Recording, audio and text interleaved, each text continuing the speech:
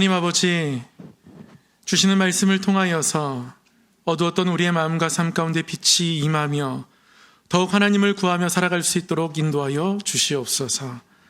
말씀이 길이 되고 빛이 되기를 간절히 구하옵고 예수 그리스도 이름으로 기도드립니다. 아멘. 오늘은 누가복음 말씀을 통해서 돋는 해가 임하여 라는 제목으로 함께 말씀을 받도록 하겠습니다. 우리가 살아가면서 많은 상황 속에서 여러 가지 말을 하고 행동을 하게 되는데요.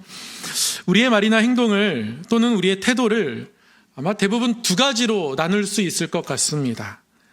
적극적인가 아니면 소극적인가, 좀 표현을 바꾸면 능동적인가 아니면 수동적인가. 어떤 행동이든지 어떤 사람은 좀 능동적이기도 하고요, 어떤 사람은 수동적이기도 합니다. 같은 사람이 상황에 따라서는 능동적이기도 하고 수동적이기도 합니다. 예를 들면 오늘 교회에 오실 때도 어떤 분들은 굉장히 능동적으로 오셨을 거예요.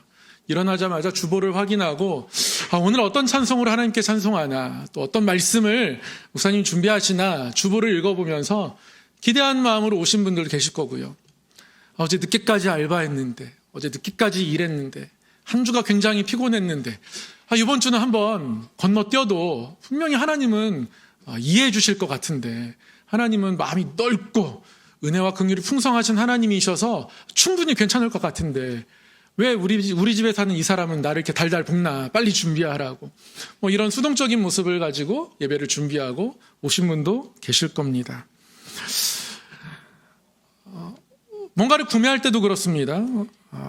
어떤 물건을 구입할 때 어떤 사람은 굉장히 적극적으로 모든 리뷰를 다 살펴보고 각 제조사의 장단점을 파악하고 논문을 써도 될 만큼을 다 준비하고 제품을 주문하는 사람이 있는가 하면 그냥 쓰면 되지, 남들이 많이 쓰는 거 쓸래, 이렇게 주문하는 분들도 계십니다. 자기가 중요하게 생각하는 것들에 대해서는 조금 더 적극적이게 되는 것 같습니다. 근데 나한테 조금 덜 중요하게 여긴다 그러면 소극적이 되는 것 같아요. 저희 집에서 보면 음식을 시킬 때 그렇습니다. 식사를 배달시켜 먹자 생각하고 그냥 간단하게 찌개 아니면 칼국수 이런 거 시켜 먹을 때는 어디에 시키든지 저희 아이들은 아무 상관이 없습니다. 그런데 피자를 먹는다 그러면 소극적이었던 아이들이 바뀌어가지고 달려들어서 막 핸드폰을 빼가지고 막 보면서 이게 맛있다, 이게 신상이다, 이게 평이 좋다 하면서 매우 적극적인 모습을 보입니다. 사람은 누구나 자기가 중요하는 일들에 대해서 적극적이 되게 되어 있습니다. 그런데 대부분의 일들이 적극적이거나 소극적일 수 있는데 어떤 일들은 본질적으로 소극적이게 되는 일들도 있는 것 같아요. 예를 들면 기다림, 이런 거. 그럼 기다리는 건 어떻게 적극적으로 기다릴 수가 없습니다. 기다리는 건 그냥 기다리는 거예요. 내가 시간을 빨리 땡겨올 수도 없고 상황을 어떻게 바꿀 수가 없습니다. 그냥 기다리는 겁니다. 그런데 이 기다림이라는 것이 어떻게 보면 굉장히 소극적일 수밖에 없지만 이 기다림에도 적극적인 모습이 있더라고요. 황주 시인이라는 시인이 있는데요, 그가 쓴 시 중에 너를 기다리는 동안이라는 시가 있습니다. 이런 시입니다. 네가 오기로 한 그 자리에 내가 미리 가 너를 기다리는 동안 다가오는 모든 발자국은 내 가슴에 쿵쿵거린다. 바스락거리는 나뭇잎 하나도 다 내게 온다. 기다려본 적이 있는 사람은 안다. 세상에서 기다리는 일처럼 가슴 애리는 일이 있을까? 네가 오기로 한 그 자리, 내가 미리 와 있는 이곳에서 문을 열고 들어오는 모든 사람이 너였다가 너일 것이었다가 다시 문이 닫힌다. 사랑하는 이여, 오지 않는 너를 기다리며 마침내 나는 너에게 간다. 아주 먼 데서 나는 너에게 가고 아주 오랜 세월을 다하여 너는 지금 오고 있다. 아주 먼 데서 지금도 천천히 오고 있는 너를 기다리는 동안 나도 가고 있다. 남들이 열고 들어오는 문을 통해 내 가슴에 쿵쿵거리는 모든 발자국 따라 너를 기다리는 동안 나는 너에게 가고 있다. 여러분, 이런 것이 적극적인 기다림입니다. 현대인들은 기다리는 것을 굉장히 어려워합니다. 단 5분의 시간만 주어져도요, 폰을 들여다보면서 무언가를 하기 일쑤입니다. 뭘 해야 돼서 하는 것 같지는 않아요. 할 것이 없지만 할 것을 굳이 찾아가면서 하는 것 같습니다. 그 시간에 당장 봐야 할 것이 있는 것도 아니지만 볼 것을 찾아가면서 보는 것 같아요. 오롯이 기다리지 않습니다. 어떤 경우에는 정수기에 물컵을 놓고 물이 내려오는 그 몇 초 동안을 못 기다려가지고요, 물이 내려오는 동안 다른 걸 막 찾아봅니다. 그만큼이나 기다리는 것은 우리에게 어렵습니다. 점점 기다린다는 것이 낯설게 느껴져 가고요, 우리에게 있는 모든 기다림은 점점 수동적이 되어져 가고 있습니다. 커피 한 잔을 주문하고 가만히 커피가 나올 때까지 바리스타를 지켜보고 있으면, 아, 커피가 저렇게 내려주는구나, 저 증기가 올라가는구나, 저렇게 해서 내 커피가 내 앞으로 도착하는구나, 그 커피를 더 의미 있게 마실 수 있습니다. 그런데 주문을 하고서는 그렇게 기다리지 않죠. 다른 걸 하게 됩니다. 그러니까 기다림이 점점 증발되는 시대인 것 같습니다. 그래서 대부분의 모든 기다림은 점점 수동적이 되어져 갑니다. 성탄절의 기다림도 마찬가지인 것 같아요. 대림절은 우리 주님의 오심을 기다리는 절기입니다. 그럼에도 불구하고 대림절의 기다림에 집중하지 못해요. 우리에게는 이미 기다림이 낯선 것이 되어 있거든요. 우리가 오롯이 주님을 바라보며 우리의 기다림이 적극적이 되어야 합니다. 그러한 교훈과 말씀을 오늘 본문이 가르쳐주고 있습니다. 오늘 본문에는 사가랴의 찬송, 사가랴의 예언이 나옵니다. 여러분, 사가랴는 세례 요한의 아버지입니다. 세례 요한의 아버지는 제사장이었고요, 순찰을 따라서 성전 안에 들어가서 향을 분향하고 있었습니다. 그런데 그때 천사가 나타나서 너에게 아들이 있을 것을 예언합니다. 근데 믿을 수가 없습니다. 이미 태는 말랐기 때문에 더 이상 우리 가정에 자녀가 생길 수 없는 상황인 걸 알고 있기 때문에 이 사가랴는 믿지 않아요. 못 믿습니다. 못 믿는 사가랴에 대해서 하나님이 믿지 않으니까 취소할 거야 라고 하지는 않으셨지만 한 가지 조치를 취하십니다. 사가랴의 입을 막습니다. 사가랴가 그때부터 6개월 동안 말을 못하게 됩니다. 말을 못하게 되는 것이 그에게는 몹시나 답답한 상황이었을 텐데요. 그렇죠, 여러분? 말을 못하며 살아간다는 건 굉장히 힘든 일입니다. 그런데 그 힘든 시간을 보내는 가운데에 사가랴에게 굉장히 큰 유익이 있었습니다. 그냥 사람들이 말하는 대로, 사람들의 생각대로, 세상의 풍조대로 말하며 살아가다 보니까 하나님께 대해서 집중하지 못했던 것들을 할 수 있게 된 겁니다. 말을 멈추고 오롯이 하나님께 집중하게 됩니다. 사가랴가 이 말할 수 없는 6개월 동안 어떤 삶을 살았고 어떤 고통이 있었는지 알 길은 없습니다.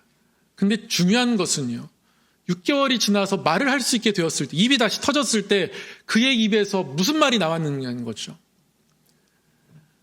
아, 드디어 살겠다. 아, 나 그게 먹고 싶었다고. 이런 얘기가 나오지 않았습니다. 입이 열리자마자 하나님을 향한 찬양이 그의 입술에 터져 나왔습니다. 그럼 무슨 뜻일까요? 말 못하고 있는 동안 그 찬양이 그의 가슴 속에, 그의 마음 속에 있었던 겁니다. 그 사가랴의 고백 중에 일부가 오늘 저와 여러분이 읽은 본문 말씀입니다. 그 중에 78절 이렇게 기록하고 있습니다. 이는 우리 하나님의 긍휼로 인함이라. 이로써 위로부터, 돋는 해가 위로부터 우리에게 임하여. 뭐라고 말씀합니까? 돋는 해가 위로부터 우리에게 임한다, 이렇게 고백합니다. 하나님께서 이 사가랴에게 아들을 주신 특별한 이유와 목적이 있었습니다. 사가랴에게 아들을 주신 이유와 목적은 예수님의 오심을 준비하게 하기 위함이었습니다. 그래서 오늘 말씀처럼, 80절 말씀처럼 그는 예수님의 길을 준비하고 선포하기 위해서 그는 빈들에서 살아갑니다. 늘 들에 있었습니다. 이게 사가랴의 아들 세례 요한에게 주어진 사명이었습니다. 세례 요한이 태어난 이유는 너무 분명해요. 주의 길을 준비하는 겁니다. 근데 여러분, 준비하는 자들에게는 반드시 필요한 게 한 가지 있습니다. 확신이에요, 확신. 여러분, 신방을 제가 가게 되면 다들 신방을 준비하시죠. 제가 생각에는 준비를 열심히 하는 것 같습니다. 모든 가정이 다 깨끗합니다. 얼마나 깨끗한지 몰라요. 여러분, 죄송하지만 매일 그렇게 깨끗할 것이라고 저는 생각하지는 않습니다. 특별하게 준비를 했다고 생각합니다. 그럼 준비를 할 때 어떤 생각을 하세요? 신방 올 것이라는 확신 가지고 준비합니다. 그게 올까 안 올까, 오지 않으면 준비를 그렇게 하지 못하게 됩니다. 준비하는 자에게는 확신이 있어야 합니다.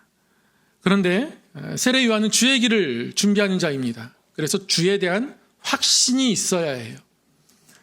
그 모든 것들을 준비해가는 사가랴에게도 마찬가지입니다. 그런 확신이 있어야 하는데요. 그래야지 주의 오심을 오롯이 기다릴 수 있습니다.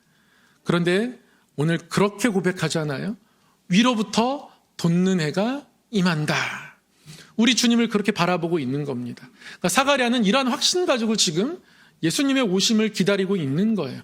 말을 멈추고 자신의 생각을 멈췄던 그 기간 동안 하나님께서 일하시겠구나. 하나님께서 오시겠구나. 돋는 해가 임하면 어둠이 물러가고 새날이 오는 것처럼 하나님이 주시는 새날이 있겠구나. 이런 확신을 갖고 마음속에 품었다가 지금 그 확신을 입술로 고백하고 뱉고 있는 겁니다. 저는 사가랴가 입술이 닫혀있는 동안 어떻게 지냈는지 알 길은 없지만 한 가지 추측은 할 수 있겠더라고요. 동쪽을 많이 바라봤을 겁니다.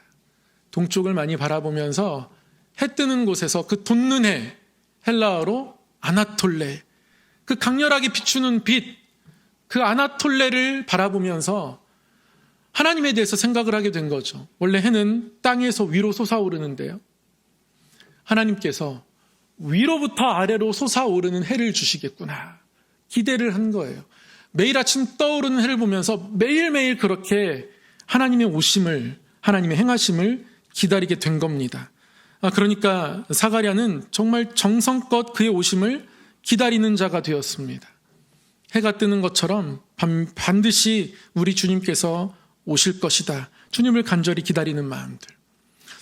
교회 역사에서도 이런 사가랴와 비슷한 마음을 가지고 살아갔던 사람들을 볼 수가 있습니다. 여러분, 수도사들이요. 대림절이 되면, 특별히 대림절, 성탄절을 앞둔 마지막 한 주, 일주일이 되면 저녁 기도 때마다 불렀던 노래가 있대요. 그 노래 가사에 보면 예수님이 어떤 분이신지 7가지로 표현하며 노래했다고 합니다. 이런 표현을 했다고 합니다. 오 사피엔티아, 오 지혜여, 주님을 향하여서 오 아도나이, 오 주여, 오 라딕스 예세, 오 이새의 뿌리여, 오 클라비스 다비드, 오 다윗의 열쇠여, 오 오리엔스, 오 돋는 해여. 여러분, 이 오리엔스가요, 헬라어로 아나톨레입니다. 오 아나톨레, 오 돋는 해여. 위로부터 돋는 해이신 예수님을 바라본 거죠. 그리고 이어서 오 렉스 젠티움, 오 이방인의 왕이여, 오 임마누엘, 오 임마누엘이여. 이 7개의 노래들 가운데 곡조를 붙여서 매일 저녁 노래를 부르며 우리 주님을 기다렸다고 합니다. 신기하게도요, 각 예수님을 향한 이들의 고백들의 머리 글자를 따서 아래서부터 위로 쭉 늘어놓잖아요. 그러면 이런 라틴어 글자가 됩니다. 에로 크라스, 그러니까 내가 내일 오리라. 수도사들은 이렇게 배열하면 이렇게 된다는 거 알고 있었어요.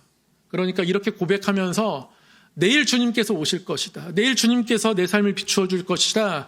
그것을 매우 임박한 내일로 바라보고 그날에 집중했던 겁니다. 마치 시인이 사랑하는 이를 기다리면서 누군가의 발자국 소리가 들으면 가슴도 같이 쿵쿵쿵 하면서 그 사람을 기다리는 것처럼 문을 열고 누가 들어오면 너였다가 너일 것이다. 그렇게 간절히 사랑하는 이를 기다리는 것처럼, 그러다 보니까 기다림이 그냥 수동적인 기다림이 아니라 내가 그에게 가까이 다가가고 있는 거예요. 수도사들이 그런 겁니다. 예수님의 오심을 기다리지만 예수님께 찬양하면서 매일 저녁 이 노래를 부르면서 다가가고 있는 겁니다. 여러분, 이 곡조가 찬송가 104장의 고백입니다. 고도소서 임마누엘, 오 구하소서 이스라엘. 우리 찬송가에는 3절까지 있거든요. 어떤 영어 버전을 보면 4절까지 있고요. 어떤 영어 버전에는 오리지널하게 7절까지 다 있습니다. 이 7가지의 고백을 다 찬송가에 담아 놓은 거죠. 본격적인 종교음악이 만들어지던 바하나 핸델이 막 거장으로 활동하던 그런 바로크 시대 훨씬 이전에 200년, 300년 이전에 이미 수도사들은 이렇게 찬양하면서 주님께 집중하면서 주님을 오롯이 기다렸습니다. 이들의 열심이 악보에도 묻어납니다. 그러니까 이 12세기 또는 더 10세기, 8세기까지도 흘러간다고 하는데요. 이른바 그레고리안 성가에 보면 악보를 그릴 때 악보를 너무 화려하게 그립니다. 장식을 그려놓고 성화를 그려놓고 이게 이들이 찬양하면서 얼마나 간절한 마음으로 사모하는 마음으로 찬양했는가를 볼 수 있는 부분이 아닐까 싶습니다. 이렇게 수도사들은 매일 밤 찬양하면서 주님께 가까이 나아가는 대림절을 보냈습니다. 성경에도 동방박사들이 그렇죠. 그럼 동방박사들은 동쪽에서 온 사람들입니다. 성경에 보면 박사들이 동쪽에서 왔다고 합니다. 예물을 황금과 유향과 모략을 준비했기 때문에 예물이 3가지이니까 3사람이 왔을 것이다. 우리가 이렇게 추측하는데요. 정확히 몇 명인지는 잘 모르겠습니다. 2인 1조로 선물을 준비했을 수도 있습니다. 6명일 수도 있고요. 3인 1조일 수도 있어요. 그러면 9명일 수도 있습니다. 선물 없이 따라온 사람이 있을 수도 있을까요? 아무튼 그럼 인원은 중요하진 않습니다. 중요한 건 뭐냐면 이 동쪽에서 온 박사들, 성경에 보면 이들이 동쪽에서 왔다고 하는데요. 그 동쪽이란 말을 뭐라고 기록하고 있냐면 아나톨레라고 기록하고 있습니다. 그러니까 아나톨레에서 온 사람들이에요. 해 뜨는 곳에서 왔던 사람들이다라는 겁니다. 이 사람들이 해 뜨는 곳에서 왔는데요. 그런데 무엇을 찾아온 거예요? 진짜 참 빛을 찾아온 거죠. 그러니까 그들이 있던 해 뜨는 곳을 떠나서 진짜 빛이 되신 예수님께 찾아온 사건이 바로 동방박사들의 경배인 겁니다. 동쪽에서 왔다는 것이 의미가 다 있습니다. 진짜 해 뜨는 곳, 그곳이 어디인가, 그 해 뜨는 물리적인 동쪽에서 떠나서 진짜 해가 뜨는 곳으로 찾아왔다라는 겁니다. 이들은 날마다 빛을 관찰하고 바라보는 사람들이었습니다. 그래서 예수님을 알 수 있었던 거죠. 늘 그 시선을 하늘을 향해 두었던 사람입니다. 여러분, 무언가 능동적으로 기다린다는 것은요, 결국 시선과 마음이 어디를 향해 있는가입니다. 황지우 시인이 문 여는 소리를 들으면서 너였다가 너일 것이다. 이렇게 고백하면서 자신의 마음이 점점 그곳으로 나아갑니다. 주님을 바라본다는 건 그런 거예요. 이 시대 가운데 정보들도 많습니다. 그래서 누구나 다 합리적이에요. 그래서 주님을 온전히 기다리기 참 어렵습니다. 세상의 정보들을, 세상의 길들을 먼저 찾아보아야 합니다. 사람들이 조언도 잘해줍니다. 인터넷에 올려주면 사람들이 댓글도 막 달아줘요. 그래서 세상의 소리를 계속해서 듣게 됩니다.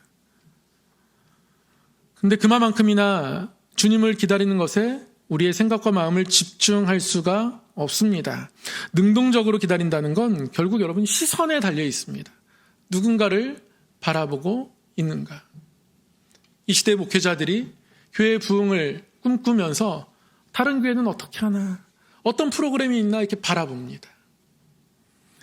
주님을 바라보는 것에서 시작해야 합니다. 모든 일들이 그렇습니다.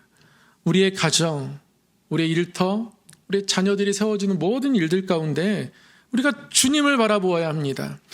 우리가 가만히 생각해 보면 우리가 늘 바라보는 것은요, 그 무엇입니다. 내가 어떻게 되는가, 얼마만큼 승진해서 올라가는가, 얼마만큼 소득을 올릴 수 있는가, 얼마만큼 다른 사람의 부러움의 대상이 될 수 있는가. 우리는 그 무엇을 찾으면서 늘 살아가게 되는데요. 그러는 사이에 주님을 놓치는 겁니다. 주님께 집중해야 합니다. 사랑하는 성도 여러분, 주님께 집중하시기를 바랍니다. 주님께서 오셔야 하는 거예요. 주님께서 오시는 것이 중요한 겁니다. 가정에 주님께서 찾아오시는 것이 중요하고, 주님이 우리 삶을 만져주시는 것이 중요하고, 내 일터를 주님께서 붙들어 주시고 책임져 주시는 것이 중요하고, 내 연약함과 눈물의 자리에 주님이 오시는 것이 너무너무 중요한 겁니다. 그래서 내 상황을 생각할 때마다 세상의 것들이 생각나기보다 시인이 문을 열고 들어오는 사랑하는 사람을 기다리는 것처럼 주님이어야 하는데, 주님이기를, 우리 주님이시다, 우리 주님이기를, 너이기를 바라는 시인의 마음이 사실은 주님을 향한 저와 여러분의 마음이어야 합니다. 여러분, 주님을 놓치지 마십시오. 주님을 기다리는 그 능동적인 기다림이 있을 때 우리는 위로부터 오는 돋는 경험하게 될 줄 믿습니다. 위로부터 돋는 해가 임할 것을 사가랴가 확신하며 오늘 본문 가운데 찬양합니다. 다시 주님을 기다릴 수 있는 마음이 준비되었습니다. 주의 길을 준비할 한 생명을 주시겠다고 하실 때는 전혀 믿지 못하고 있다가, 그러나 그 입술을 닫고 주님께 오롯이 집중할 때 그는 돋는 해를 노래할 수 있는 믿음으로 바뀌어져 있습니다. 여러분, 우리가 갈 길입니다. 세상을 향해서 우리의 눈이 너무 많이 열려 있다면 그 눈도 잠깐 감고요. 우리의 말이 너무 많은 판단으로, 나의 단정함으로 그렇게 채워져 있다면 그 입술도 잠깐 닫아놓고, 세상에 여러 소리들이 많이 들려온다면, 그게 하나님 말씀보다 크게 들려온다면 그 귀도 잠깐 닫아놓고 오롯이 위로부터 임하는 돋는 해, 우리 주님께 집중해서 주님께서 오시면 우리 사암교회 앞날이 바뀔 것이고, 우리 가정이 바뀔 것이고, 우리 일터가 바뀌고 삶의 상황이 바뀔 것이라는 이 믿음을 가지고 다시 한번 주님을 오롯이 바라보고 기다리는 이 능동적인 또 적극적인 기다림이 저와 여러분에게 있기를 주의 이름으로 간절히 축원합니다. 기도하겠습니다. 사랑의 하나님 아버지, 위로부터 돋는 해가 임하여 우리 삶에 비칠 것을 말씀하셨사오니, 그래서 우리를 죄악 가운데서 건지실 뿐 아니라 평강의 길로 인도하신다 말씀하셨사오니, 하나님 그 길로 우리 모두를 붙드시고 인도하여 주시옵소서. 하나님, 세상에 다른 것들을 바라보고 있었다면 다 눈 감고 입을 닫고 귀를 닫고 주님께만 집중하게 하여 주셔서 주님께서 오시기를 기다리는 간절함이, 그 능동적인 기다림이, 그래서 도리어 우리가 주님께 한 걸음 나아가고 있음을 고백하게 되는 대림절이 우리 가운데 있게 하여 주시옵소서. 우리 주 예수 그리스도 이름으로 기도드리옵나이다. 아멘.